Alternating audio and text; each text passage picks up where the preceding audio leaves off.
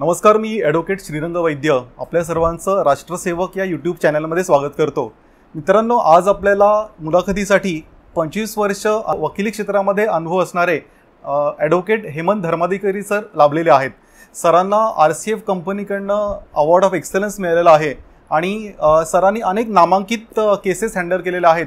विविध क्षेत्रांमध्ये cases handle केलेल्या आहेत. सरांनी आत्तापर्यंत taxation, corporate, civil, criminal, RERA, property, cyber law अशा अनेक वकिली क्षेत्रामध्ये काम केलेलं आहे. ही मुलाखत वकील ज्यांना व्हायचं आहे अशा नवोदित तरुणांसाठी तर खूप उपयोगी ठरणार आहेच, पण सामान्य लोकांना पण वृक्ष क्षेत्र जे आपल्याला वाटतं त्या क्षेत्रामध्ये अनेक मनोरंजक किस्से पण आपल्याला या मुलाखतीमधून ऐकायला मिळणार आहेत.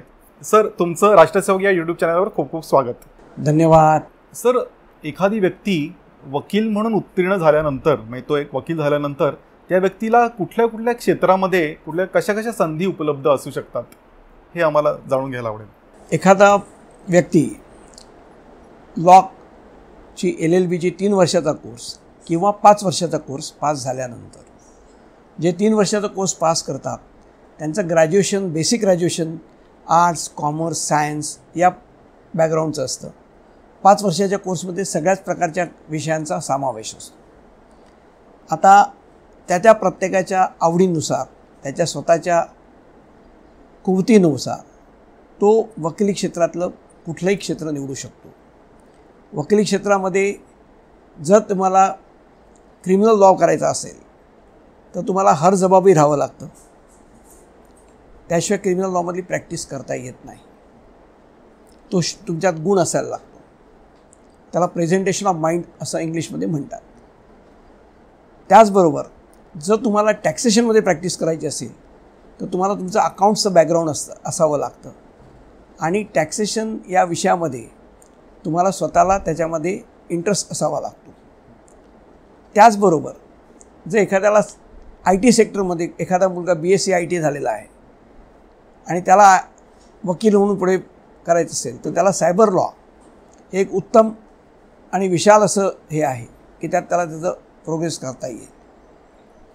त्यानंतर एखादा माणूस BA झालेला आहे, त्याचं भाषेवरती प्रभुत्व आहे, अशा माणसांना सिव्हिल लॉमध्ये जास्त प्रॅक्टिस केली तर, कारण सिव्हिल लॉमध्ये आर्ग्युमेंट्स लेंदी करावी लागतात, तिथे भाषेचं सौंदर्य पूर्ण वापरता येतं.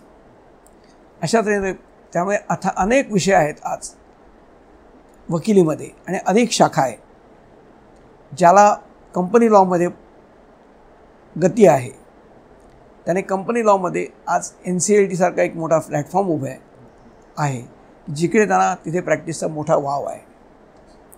तर अशा अनंत गोष्टी अवेलेबल आहेत आणि वकिली व्यवसाय करणं आणि निवडणं हा होतकरू मुलांकरता माझ्या तऱ्हेने फार मोठा आव्हान असलं तरी ते सहज शक्य आहे. फक्त हार्डवर्किंग. कारण आम्ही गमतीत म्हणायचो की ज्याने कॉलेजमध्ये किंवा शाळेत अभ्यास केला नाही तो वकील बनतो, कारण त्याला आयुष्यभर पुढे अभ्यास करायचा असतो. तर त्या आयुष्यभर अभ्यास करायची तयारी असेल त्यांनी हा क्षेत्र नक्की निवडावं. ह्या क्षेत्राला समाजामध्ये नाही म्हटलं तरी मान आहे. तसंच आर्थिकदृष्ट्या पण हा मार्ग समृद्ध आहे. सर, वकिली व्यवसाय करताना एखादा मुलगा वकील झाला की त्याच्यासमोर 2 पर्याय उपलब्ध असतात. एक तर स्वतःची प्रॅक्टिस करणं स्वतःच्या केपेबिलिटीवर, आणि दुसरा पर्याय असतो की एखाद्या लॉ फर्ममध्ये किंवा कंपनीमध्ये ॲज अ लॉयर म्हणून नोकरी करणं. तर या दोघांकडे तुम्ही कसं बघतात? म्हणजे या दोघांमध्ये कशा संधी उपलब्ध आहेत? आता या ज्या 2 संधी आहेत त्या संधीमध्ये त्या जो तरुण आहे त्या तरुणाची स्वतःची मानसिकता, कारण जर स्वतंत्र प्रॅक्टिस करायची असेल तर त्याच्यामध्ये रिस्क टेकिंग जास्त आहे. तुम्हाला स्वतःला इस्टॅब्लिश करावं लागतं. तेवढा त्यांच्याकडे वेळ आहे का, त्यांचं फॅमिलीचं सपोर्ट आहे का, त्याच्याकरता एखाद्याला वकील म्हणून स्वतःला सिद्ध करायचं असेल तर सिद्ध करण्याकरता त्याला मिनिमम 5 ते 6 वर्ष द्यावी लागतात आयुष्याची. तर त्या 6 वर्षाकरता त्याला सपोर्टिंग त्याच्या फॅमिलीचा सपोर्ट आहे का, तर त्याने वकिली व्यवसाय तसा निवडावा, स्वतंत्र व्यवसाय. नाहीतर तुम्ही कॉर्पोरेट लॉयर ज्याला म्हणता ते कॉर्पोरेट लॉयर तुम्ही होऊ शकता. तिथे तुम्हाला कॉर्पोरेट लॉयरला किंवा लॉ फर्ममध्ये नोकरी करताना तुम्हाला ब्रीफ बनवता येतं. तुमचा महिन्याचा पगार फिक्स असतो. आणि त्या महिन्याच्या पगाराच्या फिक्स ह्याच्याप्रमाणे तुम्हाला फिक्स इन्कम मिळतं. त्यामुळे तुम्हाला एक 4-5 वर्ष जो काही वेटिंग पिरियड आहे तो वेटिंग पिरियड करायची जरूर लागत नाही. पण ह्या दोन्ही गोष्टी त्या माणसाच्या आर्थिक परिस्थितीवरती, कौटुंबिक परिस्थितीवरती आणि त्याच्या स्वतःच्या मानसिकतेवरती, कारण वकिली व्यवसाय आणि स्वतंत्र वकील होणं म्हणजे रोज परीक्षा देण्यासारखं आहे. तर मानसिकता आहे का रोज परीक्षा द्यायची? ती असेल तर स्वतंत्र वकील जरूर व्हावं असा माझा सल्ला आहे. म्हणजे सर, एखाद्याने परीक्षा पास झाल्यानंतर एखाद्या कंपनीमध्ये 4 ते 5 वर्ष अनुभव घेऊन मग स्वतःची प्रॅक्टिस सुरू करावी असं तुम्हाला वाटतं? नाही, मी तसं म्हणत नाही आहे. एकदा माणूस पगाराच्या मागे गेला तर तो स्वतंत्र प्रॅक्टिसमध्ये येऊ शकत नाही. आणि स्वतंत्र प्रॅक्टिसची जी काही सुरुवात असते, अगदी सुरुवातीच्या काळात जेव्हा तुम्ही स्वतंत्र प्रॅक्टिसमध्ये येता त्यावेळेला जे काही चढ उतार आहेत प्रॅक्टिसमधले, कारण प्रॅक्टिसमध्ये पहिल्यांदा अनेक गोष्टी आम्ही अनेक लॉ फॉर्मच्या ज्युनियर्सना बघितलेलं आहे की ते कोर्टाला ॲड्रेसच करू शकत नाहीत. तिथे त्यांचे हातपाय थरथरतर आम्ही बघितलेले आहेत. त्यामुळे ही जी सवय आहे, म्हणून स्वतंत्र व्यवसाय वकील जो असतो तो स्वयंप्रज्ञ असतो. तो जर स्वयंप्रज्ञ असेल तर तो स्वतंत्रच करणार. जो स्वयंप्रज्ञ नसेल तर तो दुसरीकडे नोकरी करणार. तर तुम्ही नोकरी करायची का व्यवसाय करायचा हे तुमच्या स्वतःच्या मनस्थितीवरती, स्वतःच्या कौटुंबिक परिस्थितीवरती आणि आर्थिक परिस्थितीवर अवलंबून आहे. काही वकिलांना मी बघितलं की त्यांचे लग्न झालेली आहेत, पण त्यांची सौभाग्यवती स्वतः नोकरी करते आणि वकिलाला म्हणते तू वकीलच हो. आणि असे वकील झालेले अनेक माझ्या हाताखालचे ज्युनियर मी बघितलेले आहेत की ते स्वयंप्रज्ञ होऊन वकील झाले, त्यांनी नोकरी नाही केली. आणि आज मला आनंद वाटतो की ते चांगले वकील आहे. मी नावही घेऊ शकतो त्याचं. आमच्या माझ्याकडे ज्युनियर होता मांडे म्हणून, तो आज चांगला वकील आहे. आणि माझ्या एक केसमध्ये तो माझ्या विरुद्ध हायकोर्टामध्ये विरुद्ध बाजूला उभा होता. आणि आम्ही दोघांनी न्यायाधीशांना सांगितलं की, त्याने सांगितलं की मी यांच्याकडे शिकलो आहे तर मी ह्याला आधी नमस्कार करतो आणि मग माझा आर्ग्युमेंट सुरू करतो. असेही आहेत, पण त्यामध्ये त्याच्या सौभाग्यवतीने त्याला दिलेला सपोर्ट हा महत्त्वाचा होता. कारण त्याची स्वतःची मानसिकता होती की स्वतंत्र प्रॅक्टिस करायची. ते फार महत्त्वाचं आहे. त्यामुळे तुम्ही निवडताना तुमची मानसिकता स्वतः आधी बघा. नाहीतर काय होतं, बऱ्याच लोकांना कॉन्फिडन्स नसतो स्वतःचाच स्वतःवरती आणि मग ते स्वतंत्र व्यवसायात येतात आणि मग ते सक्सेसफुल होत नाहीत. मग त्यांनी सरळ लॉ फॉर्ममध्ये नोकरी करावी. मी सर, तुम्ही आत्ता जसं सांगितलं की स्वतःची कॅपेबिलिटी, अनुभव वगैरे लक्षात घेऊन तुम्ही प्रॅक्टिस करायची की नाही ते ठरवा. म्हणजे मग पुढचा प्रश्न मला याच्यामध्ये असा विचारायचा की असे कुठले आव्हानं असतात वकिलासमोर ज्याचा त्यांना सामना करावा लागतो? असे कुठले आव्हानं असतात? वकिलापुढे भरपूर आव्हानं आहेत. पहिलं आव्हान असं आहे की वकिली व्यवसायामध्ये तुम्हाला भरपूर वेळ द्यावा लागतो. काम आणि पैसा ह्याची सांगड घालता येत नाही. वकिलाचं डोकं हे 24 तास चालू राहायला लागतं. त्या येणाऱ्या प्रकरणाचा अभ्यास, त्यानंतर त्या प्रकरणामध्ये ज्या काही विविध कायदे आहेत त्या कायद्याच्या ज्या काही सेक्शन्स आहेत, प्रोव्हिजन्स आहेत, या सगळ्यांचा अभ्यास आणि त्या पर्टिक्युलर प्रकरणासारख्याच अजून काही आधीच्या केसेस झाल्या आहेत का, त्याला आम्ही सर्च म्हणतो, अशा केसेसचा सर्च हे सर्व घेणं अभिप्रेत असतं. त्यामुळे हे फार मोठं आव्हान आहे की सगळ्यात जास्त तुम्ही वेळ देऊ शकता का. सगळ्यात जास्त वेळ देताना तुम्हाला तुमच्या सोशल लाईफ सरेंडर करायला तुम्ही तयार आहात का. तुमचं फॅमिली लाईफ बराच वेळा डिस्टर्ब होऊ शकतं, कारण ही काही 10 ते 5 नोकरी नाही. हा व्यवसाय हा व्यवसाय 24 तासाचा आहे, 8 तासाचा नाही. हे फार मोठं आव्हान आहे. दुसरं आव्हान, तुम्हाला तुमच्याकडे प्रकरणं घेऊन लोक येऊ शकतात का, क्लायंट येऊ शकतात का. त्यामुळे तुम्ही मिळालेली प्रत्येक केस, हे म्हणजे 100% गुण मिळवण्यासारखं आहे. प्रत्येक केस ही तुम्हाला लढावी लागते, त्याच्यात यश मिळावं लागतं. एखाद्या केसमध्ये तुम्हाला यश नाही मिळालं तर तुमचं नाव खराब व्हायला वेळ लागत नाही. हे दुसरं मोठं आव्हान आहे. तिसरं आव्हान असं आहे की तुम्हाला तुमचे हॉलिडेज हे घेता येत नाहीत, ते सरेंडर ठेवायला लागतात. माझ्या ज्या भगिनी ॲडव्होकेट आहेत त्यांना तर हे त्यांचं आव्हान आणखीन याहून मोठं आहे. त्यांना घरी जाऊन त्यांच्या घरातले कामं करून परत व्यावसायिक अभ्यास करावा लागतो. त्यामुळे त्यांच्यावरती 2 प्रकारचे लोड असतात. आणि लोकांना असं वाटतं, सामान्य लोकांना किंवा समाजातल्या लोकांना, नातेवाईकांना, की हे वकील मंडळी पैशाच्या मागे असतात.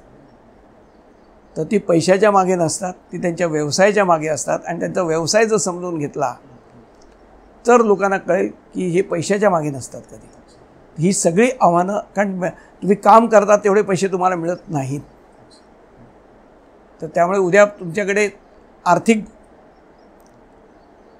तंबी पण येऊ शकते. परंतु हे सगळं मोठं आव्हान जर स्वीकारलं आणि जर तुम्ही त्या व्यवसायात टिकून राहिलात तर उद्या तुमच्याकडे आपसूक लोक येतात.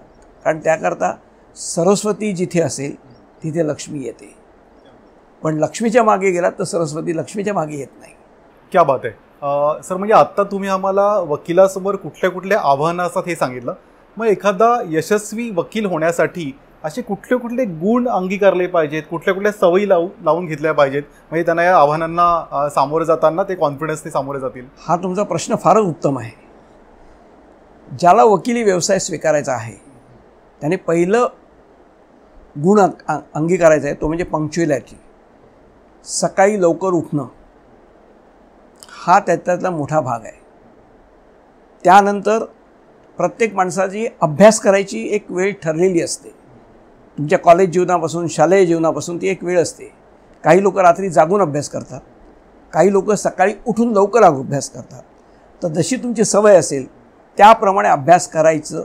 स्वतःच्या वेळेचं नियोजन हे दुसरं गुण असायला लागतो, वेळेचे नियोजन. तिसरी गोष्ट अशी आहे की तुमच्या स्वतःच्यातले इन्क्विजिटिव्हनेस, म्हणजे का, कसं, कधी, केव्हा, या सर्व गोष्टींचं तुमच्यामध्ये समाविष्ट असायला पाहिजे. ही इन्क्विजिटिव्ह नसेल तर तुम्हाला वकील होता येत नाही. वकिलाला या गोष्टी आल्याच पाहिजेत. हे अवधान आहेत, जशी अष्टावधान आहेत तशी अवधान आहेत वकिलाची. या गोष्टी त्याच्या मनात आल्याच पाहिजे. हे असं का, हे असं का नाही, हे केव्हा झालं, कसं झालं, कुठे झालं, या सगळ्या प्रश्नांची उत्तरं त्याला स्वतःला शोधायचं सवय असायला लागते. हे दुसरं अवधान झालं. तिसरं अवधान, तू जे काही शिकलेला आहेस, तू जे काही प्रकरणाचा अभ्यास केलेला आहे, तो कमीत कमी वेळामध्ये जास्तीत जास्त आशय हा कोर्टापुढे मांडण्याचा सगळ्यात मोठा गुण तुम्हाला अंगीकारावा लागतो. त्यामध्ये भाषेवरचं प्रभुत्व, त्याचबरोबर त्या ज्या कोर्टापुढे तुम्ही बाजू मांडताय त्या कोर्टाचा अभ्यास हा देखील तितकाच महत्त्वाचा आहे. काही जजेसना तुम्ही थोडक्यात सांगितलेलं आवडतं, काही जजेसना तुम्ही विस्तृतपणे सांगितलेलं आवडतं. त्यामुळे जजेसची आवड काय आहे किंवा त्यांची निवड काय, त्यांना काय आवडतं, त्यांचा कम्फर्ट झोन कुठे आहे. नाहीतर काही वकील काय करतात की त्या जजेसना थोडक्यात सांगितलं आवडतं ते तिथे लांबण लावतात. मग त्या जजेसचं त्या प्रकरणामध्ये येणारा इंटरेस्ट कमी होत जातो. त्यामुळे जजेसचा पण अभ्यास, एकंदरीत तिथल्या सगळ्या गोष्टीचा अभ्यास, आणि सगळ्यात मोठा गुण बाळगायचा तो म्हणजे नम्रपणा. वकील हा नेहमी नम्र असावा. वकिलाने कधीही उर्मटपणा दाखवू नये, कोर्टापुढे पण नाही, कोर्टाच्या बाहेरही देखील. तुम्ही जेवढे नम्र तेवढे, कारण काय आहे की विद्या ही विनयने शोभते, हे त्याने लक्षात ठेवलं पाहिजे कायम. तर हे सगळे गुण जर असतील तर तुम्ही. तिसरा महत्त्वाचा आणि सगळ्यात महत्त्वाचा गोष्ट आहे जी तरुण पिढीला फार महत्त्वाची आहे, तुमचं ड्रेसिंग सेन्स, तुमची स्वतःची पर्सनॅलिटी. आम्ही जेव्हा चालू केलं वकिली, ज्या लोकांना मी गुरु मानलं त्यांना दाढी वाढवून आलेलं चालायचं नाही, शूला पॉलिश नसेल तर ते चालायचं नाही. म्हणजे पहिल्यांदा काय असतं, तुमची पर्सनॅलिटी ही पहिल्यांदा आय कॅचिंग पाहिजे. तुम्ही भले सुंदर दिसायला पाहिजे असं नाही आहे, पण तुम्ही सुंदरपणे प्रेझेंट व्हायला पाहिजे. त्याकरता तुम्ही स्वतःचा ड्रेसिंग कोड चांगला वापरा, तुम्ही स्वतःचं टापटीपणा ठेवा, नीटनेटकेपणा ठेवा. आता आमच्या ह्याच्यामध्ये बँड असतो, वकिलीला एक बँड असतो लावलेला. आता मी कोर्टात नाही आहे त्यामुळे तो बँड नाही आहे, पण तो बँड देखील चुरगळलेला नसावा, तो व्यवस्थित इस्त्री केलेला असावा. ह्या गोष्टी ज्याला जास्त काही फार फार तर इस्त्री करायचे कष्ट, तुम्हाला पैसे नसतील इस्त्रीवाल्याकडे तो स्वतः इस्त्री करा. अशा तऱ्हेने तुम्ही स्वतःचं टापटीप जर ठेवलीत, कारण शेवटी काय आहे, वकिलाचा जॉब हा बराचसा सेल्समनचा आहे. जर तुम्ही स्वतः चांगले प्रेझेंट झालात तर तुमचे केस चांगली प्रेझेंट कराल. त्यामुळे तुमचं प्रेझेंटेशन हे तुमच्या व्यक्तिमत्वापासून सुरू होतं. खूप छान सर तुम्ही समजून सांगितलं की आमच्या प्रेक्षकांना लक्षात आलं असेल की एक यशस्वी वकील होण्यासाठी कुठले कुठले गुण, कुठले कुठले सवयी अंगीकारल्या पाहिजेत. सर याबरोबर अजून एक याचा एक छोटा प्रश्न की गुण तर आम्हाला कळले कुठले कुठले अंगीकारले पाहिजेत, पण कुठल्या गोष्टी त्यांनी टाळायला हव्यात, कुठल्या गोष्टींचा अवहेर त्यांनी करायला पाहिजे वकिलाने टाळण्याच्या गोष्टी फार महत्त्वाच्या आहेत. पहिला म्हणजे त्याचा वकिली व्यवसायावरती पूर्णपणे फोकस असायला पाहिजे. त्याने बाकीच्या गोष्टीमध्ये इंटरेस्ट घ्यावा, पण तो व्यवसाय सांभाळून. काही वकिलांमध्ये गायकी असते, काही चांगले तबलावादक किंवा, पण हे सगळं अवधानं जी आहेत ती अवधानं तुम्हाला रिक्रिएशन करता आहेत, पण तो तुमचा मुख्य व्यवसाय नाही. त्यामुळे त्या अवधानामध्ये जास्त वेळ देऊ नका, जास्त वेळ तुमच्या व्यवसायात द्या. त्या अवधानामुळे तुम्हाला स्वतःला रिक्रिएशन होता येतं, पण ते तेवढ्यापुरतंच ठेवा. नाहीतर काय होतं, व्यवसाय बाजूला राहतो आणि ती अवधानं वाढतात. काही गोष्टीमध्ये म्हणजे अशाही अनेक आहेत की काही बघतात की नाही आपलं थोडं रोज एक पेक प्यायलाच पाहिजे तर डोक्याला शांती राहते. त्या पेकच्या नादी लागू नका. त्या पेकनी काही होत नाही. तुम्ही शांतपणे जर 5 मिनिटं मेडिटेशन केलं तरी तुमची टेन्शन दूर होऊ शकतात. वकिली व्यवसायामध्ये टेन्शन खूप येतात, त्यामुळे बऱ्याचशा वकिलांचा मृत्यू हा हार्ट अटॅकने होतो. हे दारुण सत्य आहे, परंतु तिथे टेन्शन येतात हेही मान्य करायला पाहिजे. पण ह्या गोष्टी टाळायला पाहिजेत. वेळेवर जेवा, वेळेवर झोपा, वेळेवरती अभ्यासाचा वेळ नियोजित करा, वेळेचं नियोजन करा, वेळेचा अपव्यय करू नका. वेळेचा अपव्यय वकिलाला घातक. कारण वकिलीचा व्यवसाय हा तुमच्या प्रॉडक्टिव्ह एजवरती अवलंबून आहे. तुम्ही तुमच्या तारुण्यात, तुमच्या मध्य वयात जेवढे तंदुरुस्त राहाल तेवढा तुम्ही तुमच्या व्यवसायाला चांगला वेळ देऊ शकाल. त्यामुळे त्या वयामध्ये तुम्ही शक्यतो व्यसनाच्या अधीन होऊ नका. तुमचे खाण्यापिण्यावरती निर्बंध पाळा. जसे गायक लोक आपल्या गायकी आवाजाकरता त्यांच्या खाण्याचं डायटिंग करतात, तसंच तुम्हालाही तुमच्या व्यवसायाकरता तुमचं डायटिंग करायला पाहिजे. कारण तुमची जर प्रकृती खराब झाली तर तुमचा व्यवसायावर परिणाम होतो. कारण वकिली व्यवसाय हा डॉक्टरी व्यवसाय इतकाच नोबल व्यवसाय आहे, हे लक्षात घ्या. क्या बात आहे. म्हणजे सर कुठले कुठले गुण अंगीकारले पाहिजेत आणि कुठल्या कुठल्याची गोष्टी टाळायला हव्यात हे तुम्ही खूप छान समजून सांगितलं. तुम्ही आत्ता जे सांगितलं ते सर्वांना ॲप्लिकेबल आहे असं सांगितलं. महिलांना काही विशेष काळजी घ्यावी लागते का? वकील होणाऱ्या महिलांना काही विशेष काळजी घ्यावी लागते या क्षेत्रामध्ये येण्यासाठी? महिलांकरता हे क्षेत्र अत्यंत उपयुक्त आहे आणि बऱ्याच महिला आज यशस्वी वकील आहेत. ह्याचं कारण महिलांमध्ये एक स्वतःचा गुण असतो, तो म्हणजे मॅनेजमेंट. तो त्यांच्याकडे त्यांच्या लहान वयापासून मुरलेला असतो. कारण लहानपणापासून आपल्या महिलांना स्वयंपाकात गुंतवलं जातं मुलींना.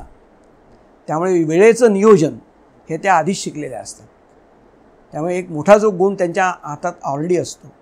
पण त्यांच्यापुढे मोठं आव्हान असं असतं की त्यांना संसार आणि व्यवसाय ह्याच्यामधलं बॅलन्सिंग.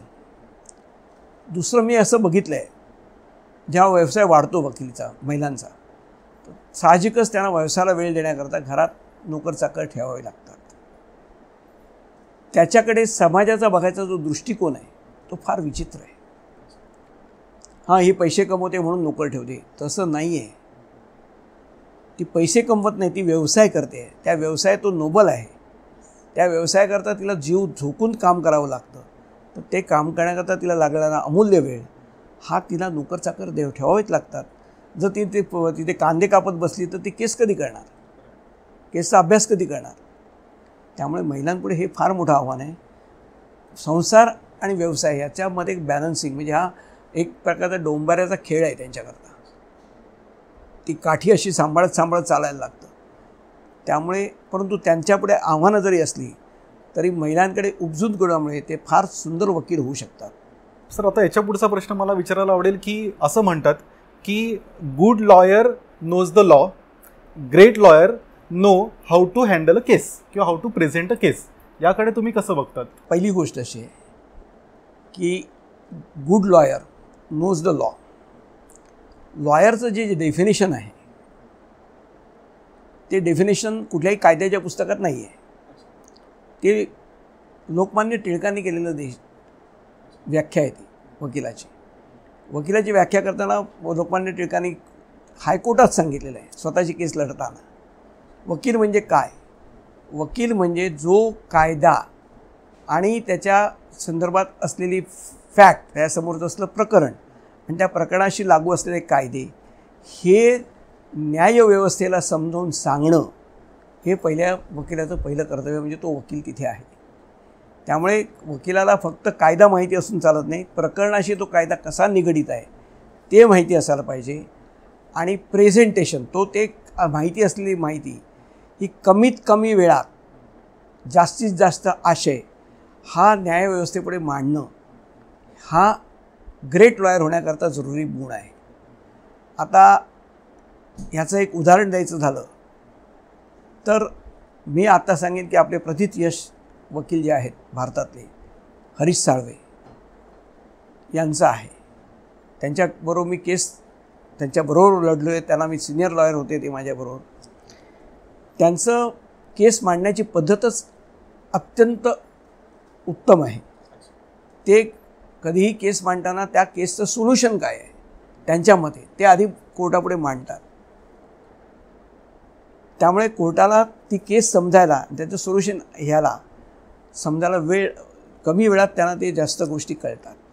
त्यामुळे ह्या गोष्टी तुमच्या ग्रेट लॉयर होण्याकरता फार जरुरी आहे. सर, आपलं वकिली म्हणून कर्तव्य बजावताना कधीकधी सामाजिक नीतिमत्ता आपल्याला आडवी येऊ शकते, तर याकडे तुम्ही कसं बघतात? म्हणजे कधीकधी असं होऊ शकतं की एखाद्या क्रिमिनलची केस आपल्याला हँडल करायला लागू शकते किंवा सामाजिक अडचणी येऊ शकतात अशा केस हँडल करताना. याकडे तुम्ही कसे बघतात? फार उत्तम प्रश्न आहे. वकिली व्यवसायामध्ये आपण जेव्हा एखाद्या माणसाचं केस घेतो, कुठलाही क्रिमिनल जोपर्यंत कोर्टाने त्याला क्रिमिनल म्हणून सिद्ध होत नाही तोपर्यंत तो क्रिमिनल असत नाही. हे वकिलाला कळतं, परंतु समाजाला कळत नाही. समाजाच्या दृष्टिकोनातनं जी काही मीडिया ट्रायल चालते त्या मीडिया ट्रायलप्रमाणे जो हे दोषी ठरतो तोच गुन्हेगार. त्याचं उत्तम उदाहरण तुम्ही सध्या बघितलं असेल ते आर्यन खानचं जे झालं आहे ते.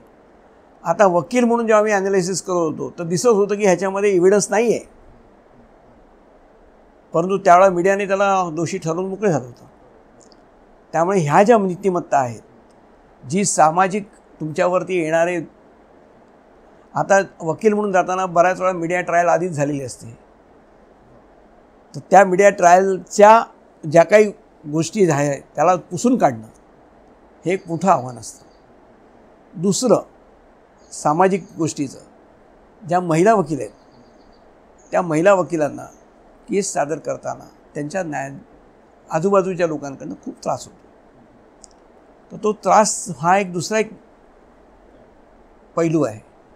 तिसरा पैलू, जेव्हा तुम्ही कोर्टात एकमेकांच्या विरुद्ध भांडता, दोन वकील एकमेकांच्या विरुद्ध भांडतात, पण ते बाहेर एकमेकांच्याबरोबर मित्र म्हणून पण असतात. पण समाजाला वाटतं काय की हे मित्र आले म्हणजे कोणतरी एक वकील एकाला विकला गेला, असं नसतं. आम्ही एकमेकांचे व्यक्तिगत शत्रू नाही आहोत. आम्ही प्रत्येक आमच्या ड्युटीज करतो. त्याच्यानंतर बाहेर कोर्टाच्या बाहेर आम्ही वकील बंधूच असतो एकमेकांचे. तर हे एक मोठं दुसरं आव्हान असतं.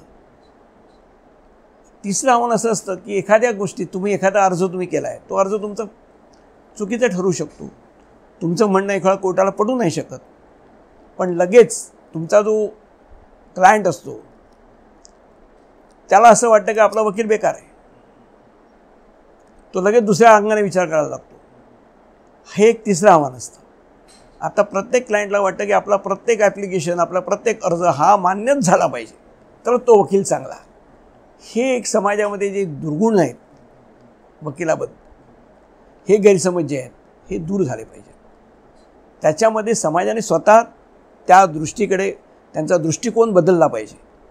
वकील प्रत्येक अर्ज चालवणं त्या प्रत्येक अर्जातच तो यशच मिळेल असं नाही आहे. एखादं नाही त्याचं म्हणणं खरं असलं तरी ते न्यायालयाला नसेल पटलं तर काही होऊ शकत नाही. पण त्याकरता वकील बदलणं ही जी मानसिकता आहे तीच मुळात मोठी बेकार मानसिकता आहे. आणि त्यामुळे मी जेव्हा माझ्याकडे केस येते तेव्हा मी शक्यतो एका केसमध्ये मात्र मी चुकलो हे मी मान्य करतो. पण बहुतेक वेळा मी दुसऱ्या लॉयरकडनं आले असेल, मी त्या लॉयरशी आधी विचारतो की बाबा तू का NOC दिली आहेस, काय कारण होतं. तर त्यामुळे हा एक गोष्ट वकिलांनी स्वतः बघायला पाहिजे. कारण हे सगळे बाहेरून येणारे नीतिमत्ता जे आपल्यावर लादल्या जातात त्याच्यापासून आपण दूर राहावं. सर, तुम्ही आत्ता उत्तरामध्ये एका शब्दाचा उल्लेख केला ते म्हणजे मीडिया ट्रायल.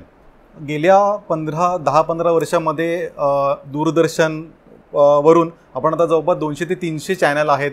मला वाटतं की 20 ते 25 प्रथितयश न्यूज चॅनल आपण बघतो रोज.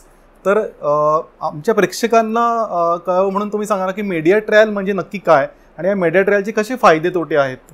मीडिया ट्रायलचे फायदे कमी, तोटे जास्त आहेत. मीडिया ट्रायल म्हणजे नक्की काय. मीडिया ट्रायल म्हणजे मीडियावरती बोलवलं जातं, त्यामध्ये काही वकिलांनाही बोलवलं जातं आणि तिथे तो आरोपी कसा आरोपी आहे हे सिद्ध करायचं त्या अँकर जो असतो मीडियाचा तो प्रयत्न करतो. हां, तो अँकर स्वतः वकीलही होतो, तो जजही होतो, ते सगळं काही सर्वेसर्वा होतात. आणि ह्याच्यामुळे त्या केसवरती कधीतरी दुष्परिणाम होऊ शकतो. त्यामुळे शक्यतो मीडियाने ह्या गोष्टी टाळाव्यात. त्याने फक्त वृत्त द्यायचं काम करावं, कोर्ट चालवू नये मीडियावरती. सर, या मीडिया ट्रायलमधूनच एक गोष्ट बऱ्याच जणांच्या लक्षात आली असेल की इंटरनॅशनल कोर्ट ऑफ जस्टिस, तर ICJ आहे, तर त्याचं महत्त्व काय आहे, नक्की ICJ काय आहे, त्याचं महत्त्व काय आहे आणि त्यांनी घेतलेले जे डिसिजन असतात, त्यांनी दिलेले जे निर्णय असतात ते किती बंधनकारक असतात त्या देशांवर. ICJ नक्की काय आहे. उत्तम प्रश्न विचारला तुम्ही. ICJ म्हणजे international court of justice. International court of justice ही जी संस्था आहे ती जेवढी राष्ट्र युनोचे सदस्य आहेत त्या सर्व राष्ट्रांनी त्या कोर्टाचा निर्णय मान्य करण्याचं ट्रिटी सही केलेली आहे. आता ज्या देशांनी ती ट्रिटी मान्य नाही केली त्यांना ICJ खाली जाता येत नाही. पण ज्यांनी मान्य केलेली आहे त्यांना ICJचे निर्णय बंधनकारक असतात. एक तर आपली कुलभूषण जाधवची केस चालूच आहे, त्यामध्ये त्याला जो न्याय हवा होता सुरुवातीला तो मिळालेला आहे. आता दुसरी केस रशियाची चालू आहे. रशियाच्या विरुद्ध इंटरनॅशनल कोर्टाने ऑर्डर दिलेली आहे. आता रशिया हे राष्ट्र हे डेमोक्रॅटिक आहे असं म्हणता येणार नाही. त्यामुळे जिथे डेमोक्रॅटिक राज्य आहेत तिथे कायद्याची बूज राखली जाते. काही ठिकाणी डेमोक्रॅटिक राज्य असतात, पक्ष असतात, पण त्यांची राज्य कारभाराची जी पद्धत असते ती डेमोक्रॅटिक अजिबात नसते. त्यामुळे तिथेही कायद्याची बूज राखली जात नाही. त्यामुळे जिथे जो माणूस स्वतः लोकशाही मानतो, जे राष्ट्र लोकशाही मानतं ते त्या ICJ कोर्टाचे निर्णय मान्य करतं आणि ते बंधनकारक असतात. पण जी राष्ट्र लोकशाही मानतच नाहीत, फक्त देखाव्यापुरती करतात, ते बंधनं मानत नाहीत. पण त्याचे होणारे परिणाम हे फार भयानक असतात. त्या ह्याच्याशी अनेक राष्ट्र राजनैतिक संबंध तोडू शकतात. त्यामुळे ICJ कोर्टला महत्त्व आहे, त्यांच्या निर्णयालाही महत्त्व आहे. आणि त्यातून होणाऱ्या जर एखाद्याने मानलं नाही तर त्याच्याशी इतर देशांचे राजनैतिक संबंध तुटू शकतात. म्हणजे तुमचा जो व्यवहार आहे, कॉमर्स आहे, या सगळ्यांवरती परिणाम होऊ शकतो. सर, आता सामान्य नागरिकांना न्यायव्यवस्थेबद्दल आणि वकिली क्षेत्राबद्दल काही सामान्य प्रश्न पडू शकतात जे खूप जणांना पडलेले आहेत. माझ्याशी बऱ्याच जणांनी डिस्कस केलेले आहेत. त्यात एक महत्त्वाचा प्रश्न असा असतो की आपल्या देशामध्ये करोडो केसेस पेंडिंग आहेत. अनेक केसेसचा निकालच लागायला खूप 20 ते 30 वर्ष लागतात. असं असताना वर्षभरामध्ये 1.5 महिना उन्हाळ्यामध्ये कोर्ट बंद असतं, कोर्टाला सुट्टी असते. तर याबाबत तुमचं काय मत आहे आणि याकडे तुम्ही कसे बघतात. पहिली गोष्ट अशी आहे हा जो सर्वसामान्यांचा समज आहे की 1.5 महिना कोर्ट बंद असतं, हा सर्वथा चुकीचा आहे. ज्याला व्हेकेशन म्हटलं जातं त्या व्हेकेशनमध्ये व्हेकेशन कोर्ट चालू असतं. व्हेकेशन कोर्ट हे पूर्ण स्ट्रेंथने चालू नसतं, परंतु ज्या काही तुमच्या अर्जंट केसेस आहेत त्या तुम्हाला व्हेकेशन कोर्टापुढे नेता येतात. तुम्हाला तुमचा न्याय मिळू शकतो, तुम्हाला रिलीफ मिळू शकतो. आता बाकीच्या ज्या केसेस चाललेल्या आहेत, केसेस पेंडन्सी आहे, त्या पेंडन्सी ही त्या 1.5 महिन्याच्या रजेमुळे आलेली नाही. ती 1.5 महिन्याची रजा ही प्रत्येक न्यायाधीशाला जरुरी आहे. कारण आपण जर जावे त्याच्या वंशात तेव्हाची कळे ही जी म्हण आहे, न्यायाधीश झाल्यानंतर तुम्हाला न्यायाधीशांची दुःख कळतील, त्यांचा होणारा त्रास कळेल. कमी वेळात त्यांना ती एक लक्षात घ्या की त्यांना एक अगदी कमी वेळात ती केस समजून घ्यायची असते. त्यांच्या समोर अनेक केसेस चालत असतात, प्रत्येक केसला ते फार कमी म्हणजे फारच कमी वेळ देऊ शकतात. तेवढ्या वेळात त्यांची पूर्ण बुद्धी त्या केसवरती कॉन्सन्ट्रेट करायची, म्हणजे त्या डोक्याला किती त्रास होत असेल. तर अशा ब्रेनवरती येणाऱ्या म्हणजे बुद्धीवरती येणाऱ्या ज्या ताणाकरता, त्या तणावातून मुक्तता करण्याकरता ती 1.5 महिन्याची सुट्टी फार आवश्यक आहे. केवळ न्यायाधीशांना नाही, इव्हन जे प्रथित यश वकील आहेत किंवा जे होतकरू वकील आहेत त्या सगळ्यांना देखील ही 1.5 महिन्याची रजा आवश्यक असते. आणि ती नाही मिळाली तर तुम्हाला आता जे वकील हार्ट अटॅकने मरत आहेत ते काही वकील तुम्हाला वेड्याच्या इस्पितळात सापडतील. त्यामुळे ते असणं जरुरी आहे. या व्यवसायाची ती जरुरी म्हणजे एक प्रकारची अपरिहार्य गोष्ट आहे, ते मानसिक त्यांना शांतता मिळणं. सर, अजून लोकांचा गैरसमज असा आहे की ही जी 1.5 महिन्याची सुट्टी आहे ती इंग्रजांच्या काळापासून चालत आलेली आहे. नाही, तर मग नक्की काय आहे त्याची हिस्ट्री? मुळात म्हणजे आपली ज्युडिशियल सिस्टीम आताची जी आहे ती इंग्रजांनी स्थापित केली, मान्य आहे. परंतु ह्याचा अर्थ भारतामध्ये ज्युडिशरी नव्हतीच का? Answer is no. भारतामध्ये ज्युडिशरी होती. शिवाजी महाराजांच्या काळापासून किंवा त्याच्या आधीच्या काळापासून आपल्या इथे ज्युडिशरी होती. ज्युडिशरीचा फॉर्म वेगळा असेल, परंतु त्यावेळी त्या ज्युडिशरीला सुट्टी दिली जायची. आता संभाजी मालिका जे झाली प्रसिद्ध, त्याच्यामध्ये जे काही संभाजी महाराजांचं चरित्र होतं त्याच्यामध्ये ते एकदा वकिलाला सदरेवरती बोलवतात, तेव्हा त्यांना कळतं की वकील रजेवर आहेत. ते म्हणतात हो, त्यांना रजा पण जरुरी आहे. म्हणजे वकील रजेवर असणं किंवा न्यायाधीश रजेवर असणं हे आधीच्यापासून चालू आलेलं आहे आणि ती रजा द्यावी लागते. कारण ती तुम्ही जसं म्हणतं त्यांच्या वंशाला गेल्यानंतर कळू शकेल की ती दुःख काय आहे, ते का लागतं. सर, आता आपण न्यायव्यवस्थेबद्दलच्या सामान्य माणसांच्या समज गैरसमजबद्दल बोलतो आहोत. तर अजून एक मला एक समज असा आहे लोकांचा की एखादी केस हँडल करायला वकिलालाच अपॉइंट करावं लागतं. तर माझा प्रश्न असा आहे की सामान्य माणूस स्वतःची केस स्वतः लढू शकतो का? ह्याचं उत्तर मी तुम्हाला एकच देईन की सामान्य माणूस स्वतःची केस स्वतः लढू शकतो. त्याला म्हणजे त्याला काही बंदी नाही आहे कायद्यामध्ये. परंतु त्याकरता त्या माणसाला ती केस माहिती पाहिजे स्वतःची. त्याचा केसचा त्याला अभ्यास पाहिजे, त्याचा कायद्याचा अभ्यास पाहिजे. आता काही सामान्य म्हणणार नाही, पण सर्वमान्य लोकमान्य टिळक यांनी स्वतःची केस स्वतः लढली. त्यानंतर नथुराम गोडसे हे स्वतःची केस स्वतः लढले. अशा अनेक केसेस मी लढताना बघतो जे सामान्य माणसं स्वतः लढत असतात आणि त्यांचं कायद्याचं नॉलेज, कायद्याचं जाणीव, कायद्याबद्दल असलेल्या गोष्टी ह्याचा त्यांचा अभ्यास फार चांगला असतो. म्हणून ज्याला कारण आम्ही वकील केस लढतो त्याला त्या ज्या केसमधल्या म्हणजे त्याच्या फॅक्ट्समधल्या त्याच्या प्रकरणातल्या गोष्टी तो माणूस स्वतःच चांगल्या सांगू शकतो, वकील त्या सांगू शकत नाही, कारण त्याला त्याचं प्रकरण स्वतःला माहिती असतं. त्यामुळे माझ्याकडे मध्यंतरी एक क्लायंट येऊन गेला, त्याला फक्त तो वकील नव्हता पण बाकी त्याच्या केसची त्याला पूर्ण माहिती होती, संपूर्ण माहिती, अगदी सनावळीसारख्या तो प्रत्येक गोष्टी सांगायचा. फक्त त्याचा एकच गैरसमज झाला होता की त्याला कायदा फार जास्त समजतो. त्यामुळे काय व्हायचं की तो वकिलाची परीक्षाच घ्यायला द्यायचा. तर हेही काही गैरफायदे असतात की त्यामुळे माणूस स्वतःलाच म्हणजे मी म्हणत नाही, परंतु तो शब्दप्रयोग तिथे चपकल बसतो, तो म्हणजे अतिशहाणा समजतो. पण सामान्य माणूस स्वतःची केस स्वतः चालवू शकतो. सर, याच्याशीच रिलेटेड एक प्रश्न असा आहे की कायद्यामध्ये अशी कुठली कुठली कलमं आहेत जी सर्वसाधारण माणसाला माहिती हवीत, म्हणजे त्यांना केस हँडल करावी किंवा केस फाईल करावी म्हणून नाही, पण सर्वसाधारण माणसाला ही कायद्याची कलमं माहिती असायला पाहिजे? माझं तर असं, तुमचा हा प्रश्न फार सुंदर आहे आणि माझं प्रश्न त्याच्यावरती उत्तर असं आहे की आपल्या शिक्षणाच्या पद्धतीमध्ये थोडा बदल करून ज्यावेळा माणूस 12वी होतो, 10वी होतो किंवा ग्रॅज्युएशन होतो, ह्याच्या या पूर्ण शिक्षणामध्ये कायदा हा विषय, जरी कायद्याचा अभ्यास नसेल तरी कायदा हा विषय असावा. आता सर्वसामान्याला माणसाला जी कलमं असायला माहिती असायला पाहिजे. आपला देश हा शेतीप्रधान देश आहे, त्यामुळे शेती संदर्भातले जे कायदे आहेत त्याला रेव्हेन्यू लॉ म्हणतो आम्ही, लँड रेव्हेन्यू लॉ, त्याचे नियम, नियम हे तर त्यांना माहिती पाहिजे.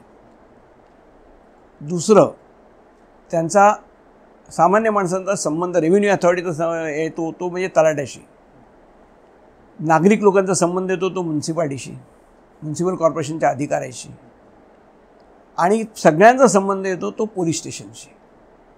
त्यामुळे IPC इंडियन पिनल कोडमधली काही कलमं तुम्हाला माहितीच पाहिजे. कारण जेव्हा तुम्ही तक्रार नोंदवता आणि जर तुम्हाला त्याचा कायद्याचा संबंध माहिती असेल की या गुन्ह्याकरता हे कलम लागतं, कारण कलम जेव्हा लावलं जातं त्यावेळा तिथे चूक झाली तर ती तुमची केस जी तुमची मुळात स्ट्रॉंग असते ती वीक होऊ शकते. त्याकरता काही कलमं तुम्हाला माहिती पाहिजेत, कुठली कलमं असायला पाहिजे. तसं रेव्हेन्यू लॉचं एक साधी गोष्ट आहे जी माझ्याकडे एक प्रकरण आलं होतं. एक शेतजमीन आहे, शेतजमिनीवरती शेतमालकाला स्वतःचं घर बांधायचा पूर्ण अधिकार आहे. त्याला तिथे जर लोकल ग्रामपंचायत असेल तर त्याची परवानगीची आवश्यकता आहे घराकरता, घराच्या मजबूतीकरता. बाकी कुठल्याही कलेक्टर, तहसीलदार ह्यांच्या परवानगीची जरूर नाही, असा कायदा आहे.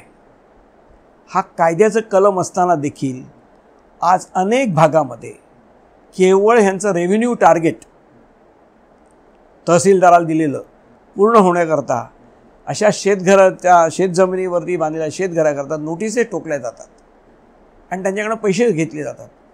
आता सरकारने ही स्वतः ह्याची दखल घेऊन अशा तहसीलदार जे पैसे जमा करतात जे जरुरी नाही कायद्यानुसार, केवळ त्यांचं वार्षिक टार्गेट पूर्ण करण्याकरता, अशा तहसीलदारावरती सरकारने ॲक्शन घ्यायला पाहिजे.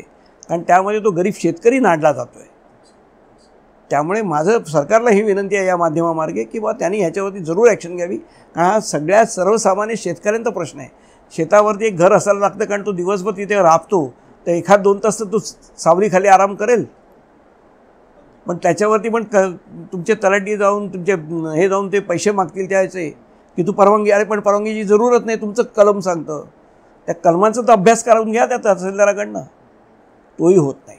त्यामुळे त्या शेतकऱ्याने हा कलम स्वतः आणि त्यांनी त्याच्या नोटीस आली त्या उत्तरामध्ये ते कलम उद्युक्त करायचं की हे असं लिहिलेलं आहे, ह्याप्रमाणे मी घर बांधलेलं आहे, त्यामुळे परवानगीची जरूर नाही असं लिहिलेलं आहे. त्यात पूर्व परवानगीची जरूर नाही असं क्लिअर कट लिहिलेलं आहे, तरी देखील नाडली जातात माणसं.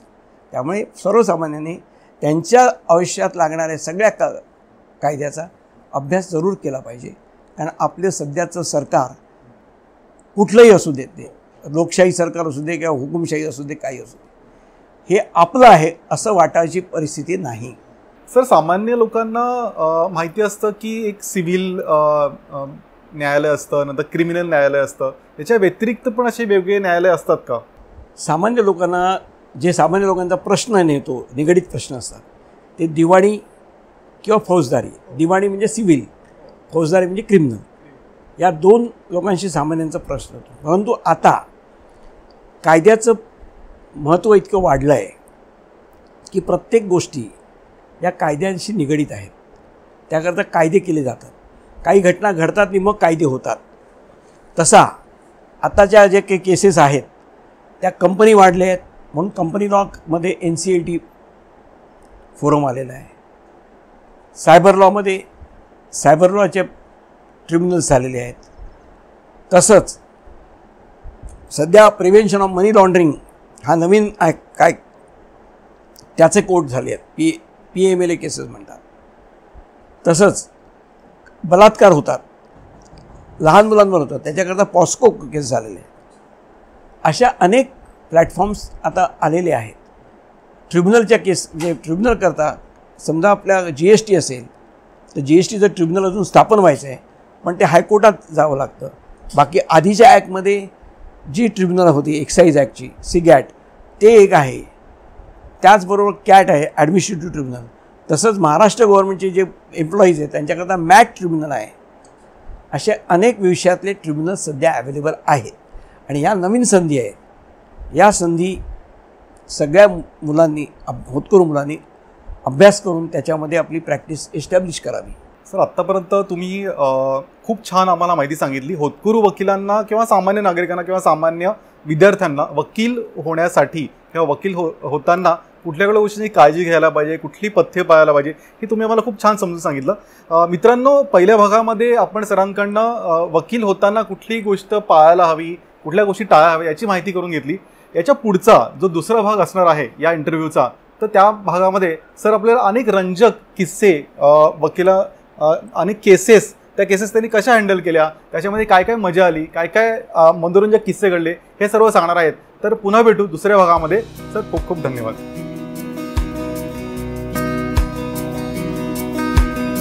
आपले पंतप्रधान नरेंद्र मोदी यांचे ड्रीम प्रोजेक्ट म्हणजे साबरमती रिव्हरफ्रंट.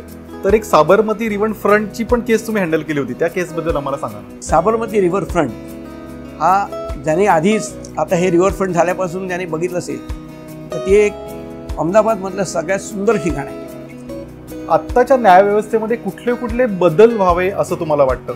आत्ताच्या न्यायव्यवस्थेमध्ये बदल होण्याचं म्हटलं तर सर्वसामान्यांना भेटाळणारा प्रश्न आहे की अनेक खटले हे प्रलंबित राहतात.